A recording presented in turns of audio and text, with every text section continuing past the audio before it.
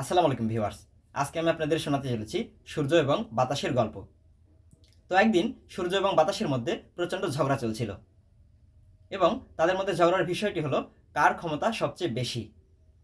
তো বাতাস সূর্যকে বলল যে তোমার থেকে আমার সবচেয়ে জোর বেশি, আর আমি সেটা প্রমাণ করতে পারি। তখন রাস্তা দিয়ে একটি পথিক হেঁটে যাচ্ছিল, তার পরনে ছিল একটি কোট। তো বাতাস সূর্যকে বলল, আমি তোমার আগেই ওই পথিকটির গায়ের কোট খোলাতে পারি। তো এটি বলার সঙ্গে সঙ্গে সূর্যটি মেঘের আড়ালে লুকিয়ে গেল এবং বাতাস প্রচণ্ড বেগে বইতে লাগলো।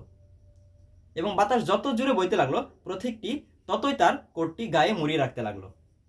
সে একসময় বাতাস হাল ছেড়ে দিল এবং সূর্য তখন মেঘের আড়াল থেকে বেরিয়ে এসে একটি মুচকি হাসি মারল, আর সঙ্গে সঙ্গে পথিকটি তার কপালের ঘাম মুছে তার কোটটি খুলে ফেলল।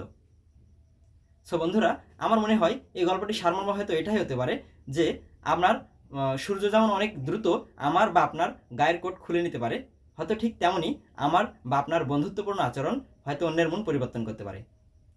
সো বন্ধুরা, এই ছিল আজকের ভিডিও। সবাই ভালো থাকবেন, সুস্থ থাকবেন। আল্লাহ হাফেজ।